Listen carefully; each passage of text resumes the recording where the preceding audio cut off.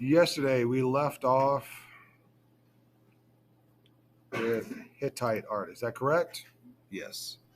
All right. So let's get back into the groove.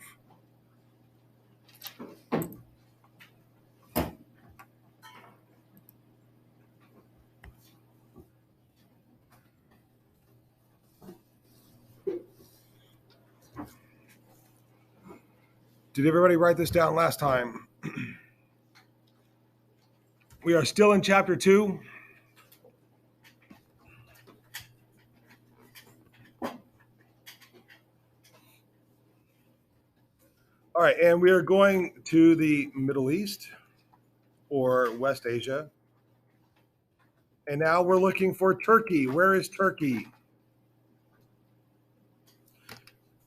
Which one of these is Turkey? What color is it? All right. That's okay. Turkey is this square or this rectangle shaped country up here. And we're going to go look for Hattusa. And we're going to get into Hattusa. And there are two sides to Hattusa. There's a lower Hattusa and an upper Hattusa. The upper is farther up the hill, and the lower is slanted down the hill. And then we're going to look at the King's Gate.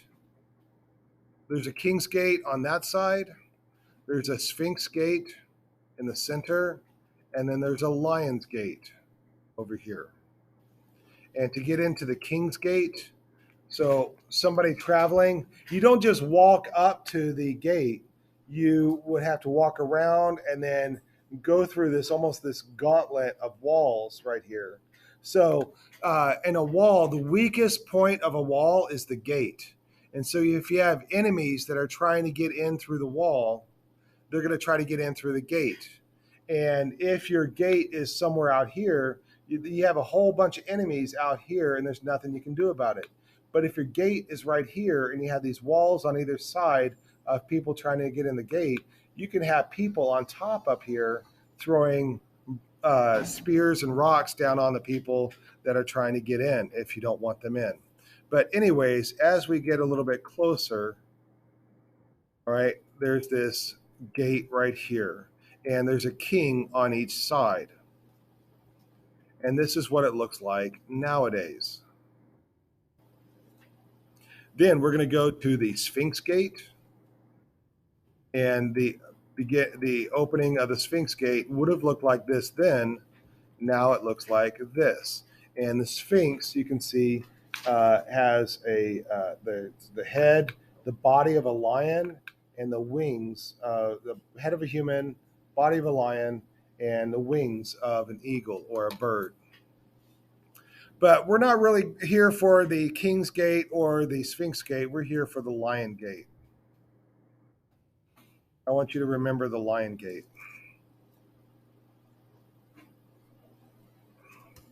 And again, it has this entrance that whereas if you were to try to get in without an invitation, they'll throw rocks down on you from above. Here is what the Lion Gate would have looked like then, and then here's what it looks like now. As we get closer,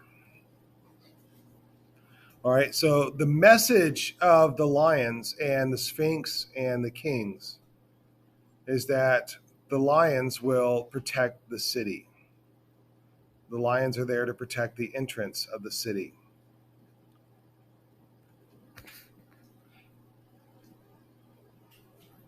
And there's a theme of animals guarding the gateway. It shows off courage and strength to of the people inside the city, and it intimidates foreigners traveling to the city. And it has this sort of magical, like it was believed to have had a magical power to protect the city. If enemy came through the gates, they would come. The lions would come alive and defeat the enemy. And this gives you a sense of how large the lions are. So what I want you to remember about the lions is they protected the city. All right, we're going to move on to Assyria. So we're going to go back. Oh, Assyria.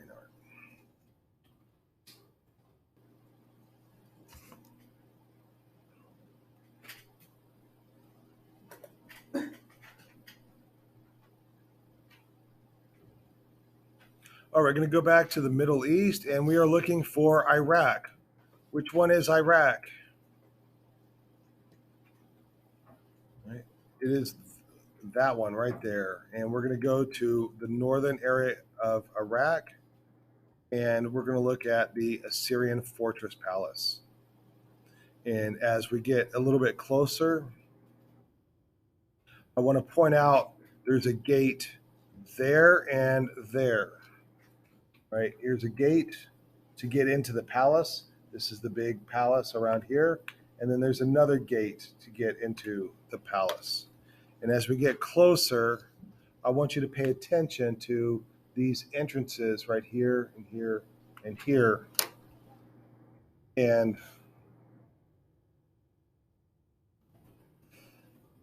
this is what I want you to be seeing right here, the figure on the far left.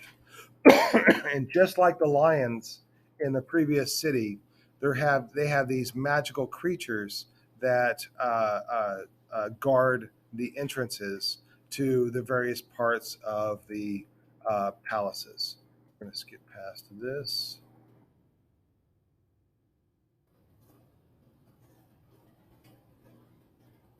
All right, and what these creatures are, they're called Lamassu, Lamassu. And they are Sargon's monstrous guardians.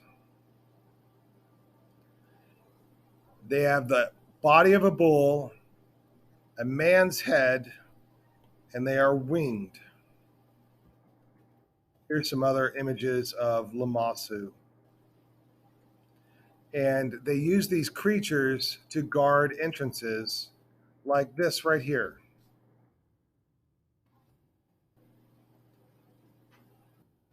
And here's something interesting I want you to see is from the front, you're seeing both legs forward like this. It's a symbol of strength. He stopped in front of you, and his legs are frontal. But as you go to the side, you can see that it's walking. And then if you look at it from here, if you were to stand in front of it, you would see it standing still. And then as you pass by it, you see it walking.